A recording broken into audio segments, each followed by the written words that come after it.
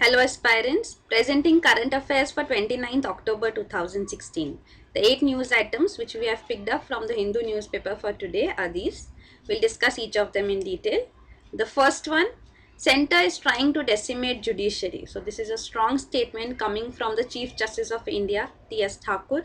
He said that the centre is delaying appointments to the judiciary, both High Court and Supreme Court, which is resulting in a huge burden of cases. Many courtrooms are locked. He speaks of Karnataka. In Karnataka, the entire floor of courts are locked because there are no judges. He says in Allahabad High Court too, the Collegium of the Judiciary had recommended 18 judges for appointment. The government chose 8 out of them, and after that now it says that only 2 of them will be appointed. So there is a huge delay in the appointment of judges, especially in the high courts. So it has been 9 months since the National Judicial Appointments Commission NJAC Act was scrapped by the judiciary. The Supreme Court had scrapped that act. That was 99th Constitutional Amendment Bill, or rather an Amendment Act. So 99th Constitutional Amendment Act and NJAC Act, which was passed by the legislature. It was a constitutional amendment act. That means it was passed by Lok Sabha, passed by Rajya Sabha, and also passed by at least half the state legislatures. So after completing the whole procedure, getting the president's assent, it was put into effect. And when it came before the Supreme Court under a case, the Supreme Court struck the act. So it is invalid now. So the system which government wanted for appointment of judges was a National Judicial Appointments Commission, which should appoint. So an equal say for the government and judiciary. So that it was a 6-member commission proposed, with the law minister being a member, the Chief Justice of India, 2 judges, senior most judges of the Supreme Court, 2 plus 2 eminent personalities appointed by the government. So it would have 50-50 stake of both the sides, and by majority they would decide which judges would be appointed in the higher judiciary, means high courts as well as Supreme Court, even transfer of judges amongst high courts. So this has been stalled now. So it reverts back to the previous system. The previous system which was used before NJAC is the collegium system.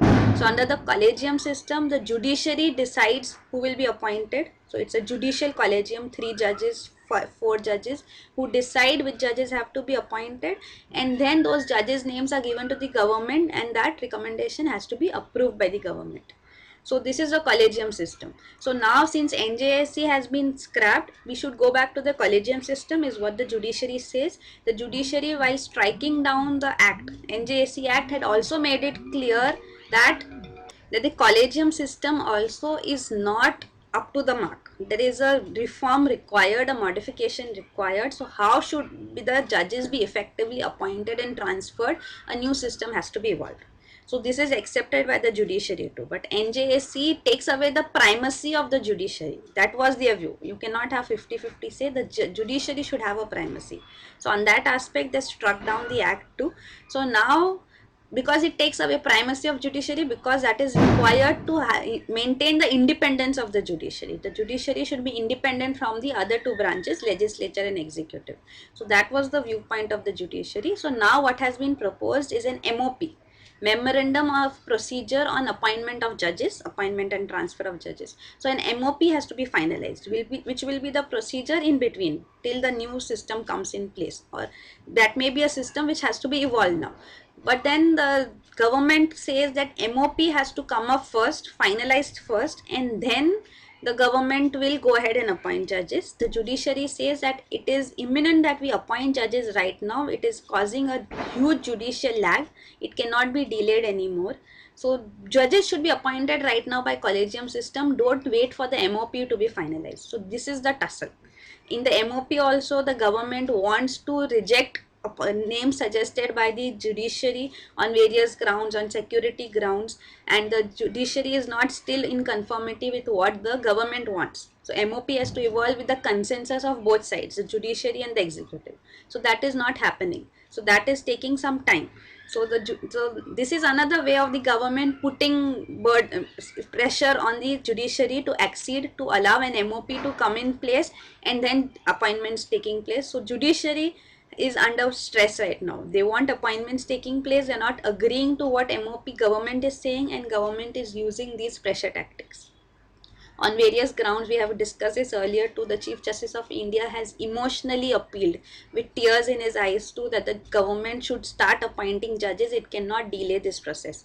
The Prime Minister has assured the judiciary that there will be no delay in this process, irrespective of MOP will appoint judges, but they say that the entire process, administrative process, takes time. Presently, in this case too, right now, the Attorney General Rohatgi had said that the appointment of judges has to take place as per MOP only, and the CCGI struck back on him, saying that how can you say that when the government has consistently assured that it will take appointments will take place without MOP. So that is the whole tussle. Then the Attorney General says that if appointments can take place without MOP, then what is the requirement of an MOP first of all then? So we should appoint like that only. So this is the whole tussle going on. Let's see what happens. So you can look at these details too about the NJSC, about the collegium system. It is all detailed out up here. So you can look at these images on the website too. They are there in place. The link is provided in the description.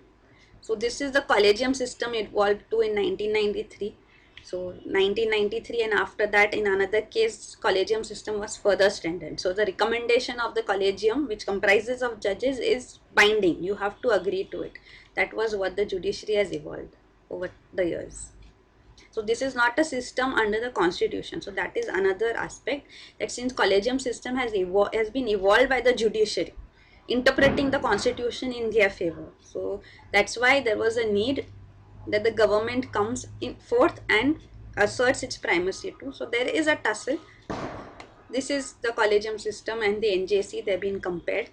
That this has no constitutional backing. That is true. It's not mentioned specifically in the constitution, and this was a constitutional amendment. So critics say that it's a closed door system which lacks transparency, collegium system, which judiciary has also agreed that it has to be modified. And in NJSC, critics say that judges in NJSC will need support of others to push a name through. So it's not only judges' view which will be in effect. So they fear judicial independence will be compromised, because 3 judges may say yes, that person has to be appointed, but law minister and 2 other members appointed by the government would not agree, and judges will know more about the judges whose names have been recommended. So they feel then they will put pressure on us. They will not let us appoint, judiciary appoint the judges whom they want to. So that is the aspect. So this is about the MOP too. So since NJSC has been struck down, MOP will decide the eligibility criteria and everything. So that is about, this is about how appointments take place in other countries also. You can go through this. Next we look at the warning which has come from China, because the Dalai Lama is planning to visit Arunachal Pradesh. Now Arunachal Pradesh is a disputed site as per China. It says it is part of Tibet, southern Tibet. It's here, Arunachal Pradesh up here. One region, Askai Chin, is already with China, which it has taken over in the 1962 war. Arunachal Pradesh is under our control. The border is here, McMahon line, which was the boundary decided during the British era. Means when British left India in 1947, 2 commissions were set up. One was the Radcliffe Commission and McMahon Commission. So Radcliffe line is the border between India and Pakistan, and McMahon line is the border between India and China. So China does not accept this McMahon line, because India, Pakistan both were under Britain, so it was fine, both accepted. But China is not a part of Britain. So a unilateral line which has been decided by China is not acceptable, decided by Britain is not acceptable to China. So China considers Arunachal Pradesh as part of Tibet and part of its territory. So this is the dispute. It has been going on. They don't give visas to people from Arunachal Pradesh. Stapled visas are provided, so that's not a stamp on the passport, because they are citizens of Arunachal Pradesh, means they are not citizens of India. They cannot have Indian passports, but they are Chinese, so they cannot stamp on an Indian passport of these people. So they give stapled visas, not stamped. So these are the controversies. So presently again the same issue, since the Dalai Lama is visiting, he should not be allowed to visit. This is straining India-China relations. That's what China says. Mr. Vikas Sarup, the external affairs spokesperson, said that visits have taken place by Dalai Lama earlier too. So China says if a mistake has been committed once, it does not mean you do the same thing again. So they are protesting against this visit right now. So this is again Tibet shown here. This is Arunachal Pradesh. So they call this part of Lower Tibet. this other side here, Askaichin, is close to Xinjiang province, which is the province of unrest in China. We have seen earlier. Uyghur Muslims is the community which stays here. Then this is range of BrahMos to be doubled. So this is regarding the BrahMos supersonic cruise missile jointly developed by India and Russia. The name BrahMos stands for Brahmaputra and Moscow, which are the two significant rivers of India and Russia respectively. This BrahMos missile's range is 290 km and warhead maximum capacity is 300 kgs. So this is so because MTCR regime put restrictions here. Now since India has become a member of MTCR, Missile Technology Control Regime, so these can be upgraded now. So the range would be upgraded, become double, that is 600 kilometers.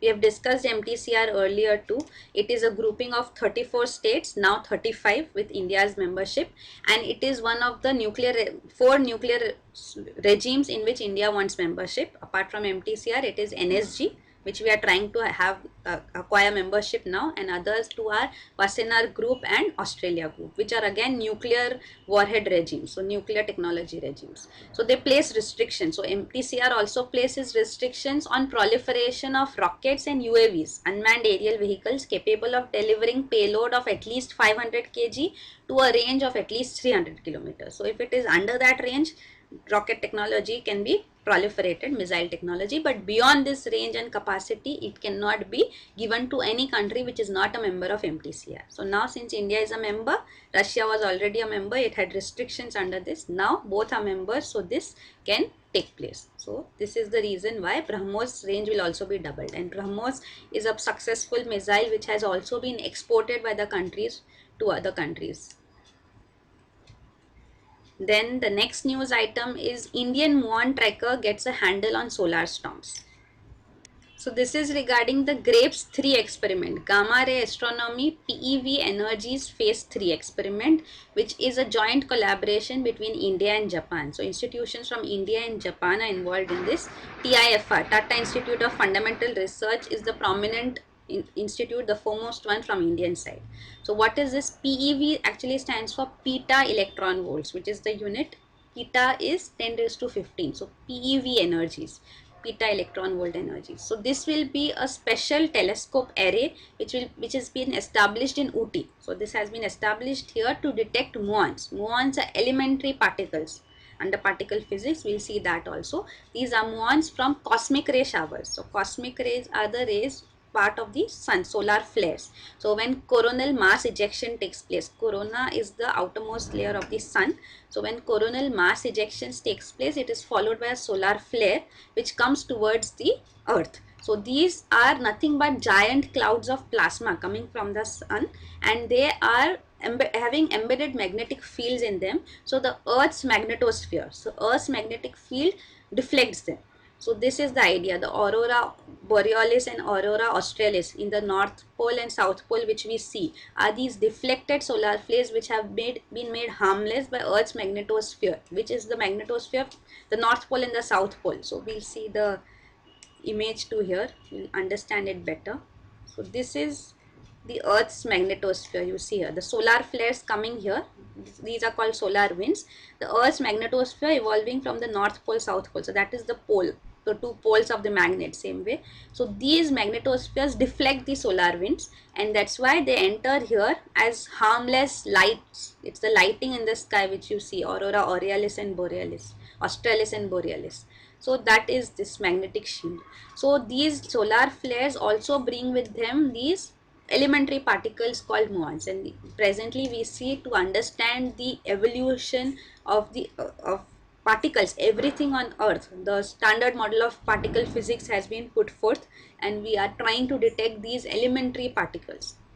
So this is also an experiment, a joint experiment involving India to detect muons. We'll see the entire particle physics also.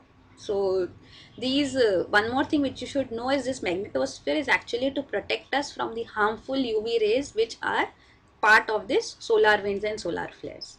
So they protect us from these UV rays, the Earth's magnetosphere. Now talking about the standard model of particle physics, this is a theory concerning the four elementary forces, that is electromagnetism, gravity, weak nuclear interactions and strong nuclear interactions. So there's a theory understanding this. Gravitation is not part of this actually, but these are the four elementary forces, and they classify all subatomic particles. So atomic particles we basically know are protons, neutrons and electrons, but there are subatomic particles too. So understanding them and detailing about them is what the standard model of particle physics does. So you must have heard of Higgs boson, which is also a particle here. So if you look at this, there are two major types, leptons and quarks. So if you look at this, this is a standard model of particle physics. So these are purple colors you see are quarks, subatomic particles. Leptons are these green colored particles named here, we'll see them, and these are gauge bosons. These gauge bosons are actually force carriers. So force is provided to these elementary particles by gauge bosons, and Higgs boson is the last part in the standard model of particle physics. So once this is discovered practically, then that will complete the entire standard model of particle physics. The Large Hadron Collider, which you hear of, the experiment to discover this Higgs boson particles, is part of this theoretical model only, to confirm this theoretical model. So that is about the particles. If you look at the leptons and quarks too, there are 6 types of leptons which are shown there too, which are the most prominent one is of course electron is a lepton.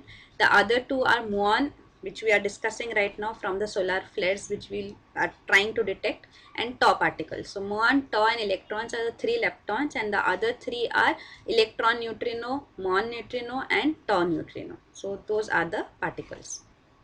Then the quarks are the other subatomic particles which we have seen here.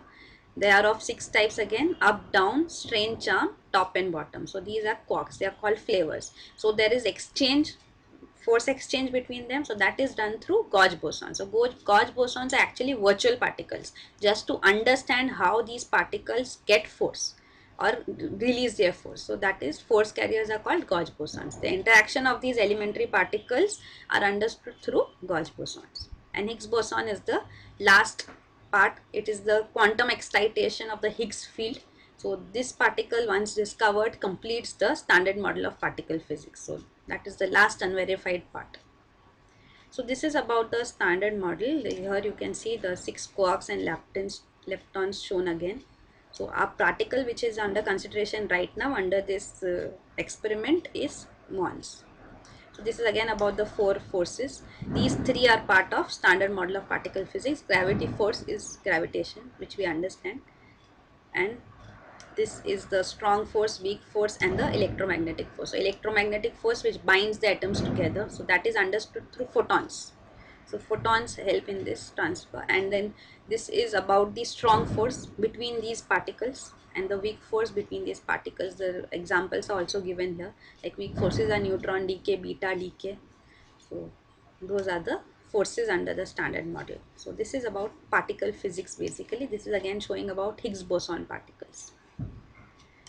So that is about this experiment. The next news is second Mars mission will have a closer look at the red planet. So this is regarding the MOM, Mars Orbiter Mission, MOM-1, also called Mangalyaan, was launched by India already. It has been successful, and now this is MOM-2 which we are planning. So that will be launched in around 2020. So what would be the carriers of this? For that, an announcement for opportunity has been done by ISRO, Indian Space Research Organization. So scientific proposals will be put forth by various institutions, universities to ISRO about the carriers. So then it will be decided and finalized by ISRO and the government.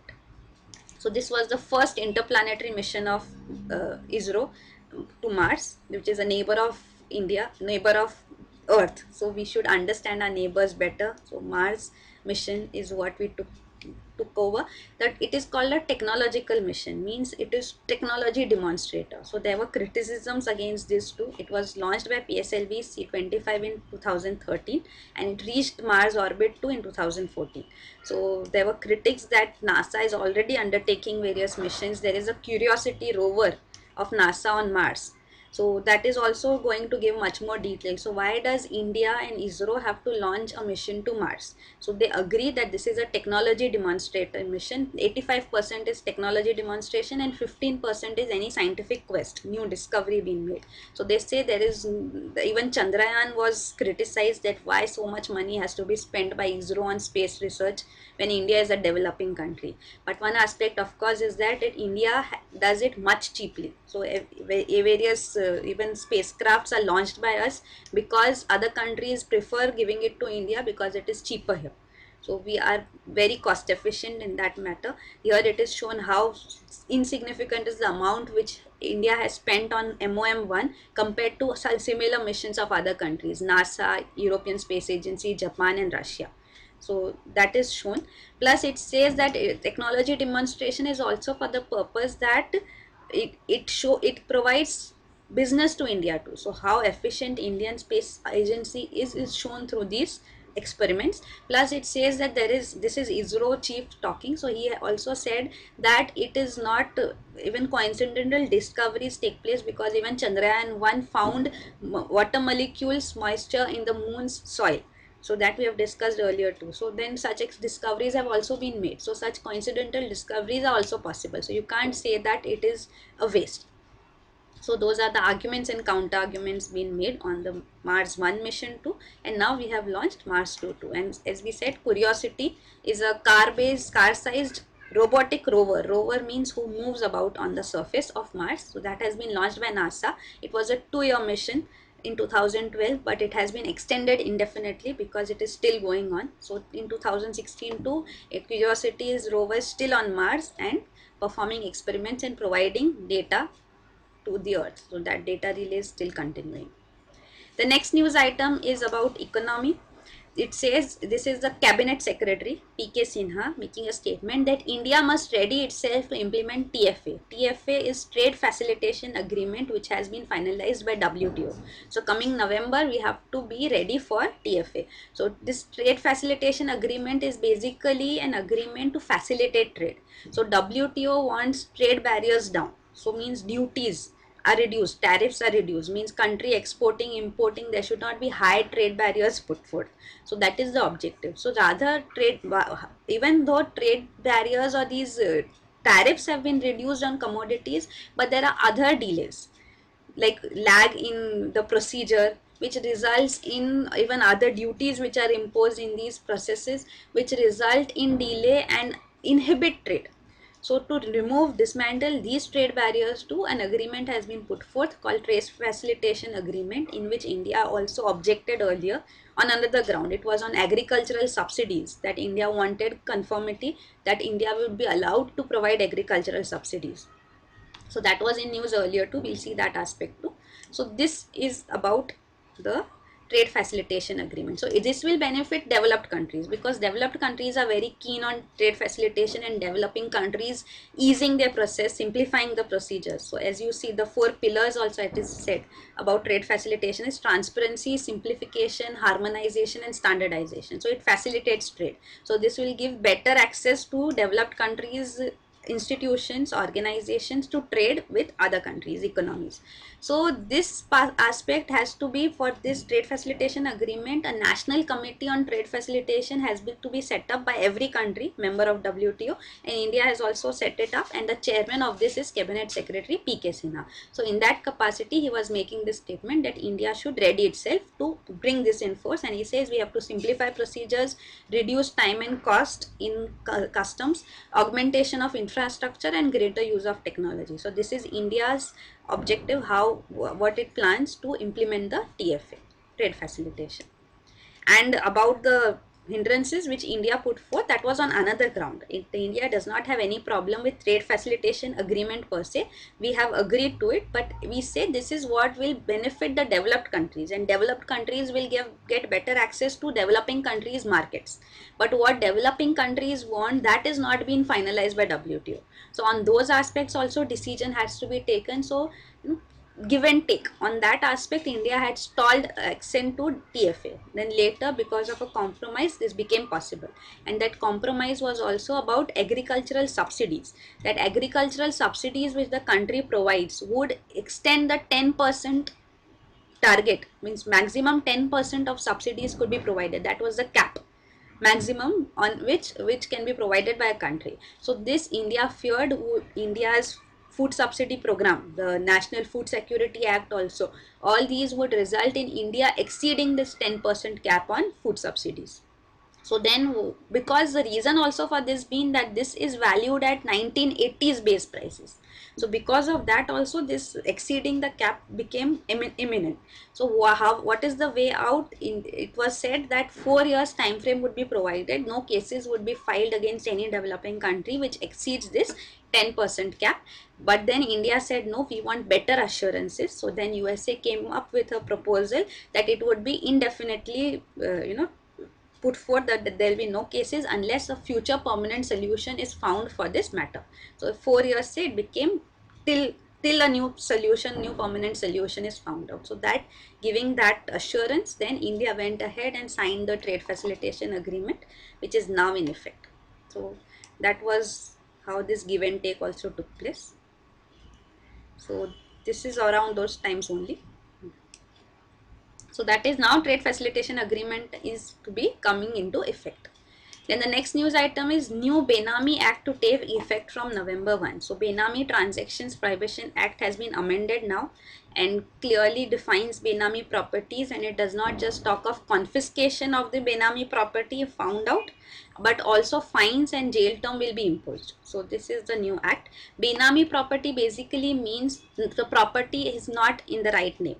Means a person wants to buy the property, a rich man, but then he does not want the property in his name, or because then he would have to pay taxes for it. So rather, in the name of a driver or in the name of a servant, properties are brought though they do not have any stake or say in them, and then the transactions take place. So if such a Benami property is discovered and the person is found that does not have the capacity to buy that property, he refuses to acknowledge that that is his property, then in such cases that property will be confiscated by the government. There will be no transfer from the Benami person to the actual owner.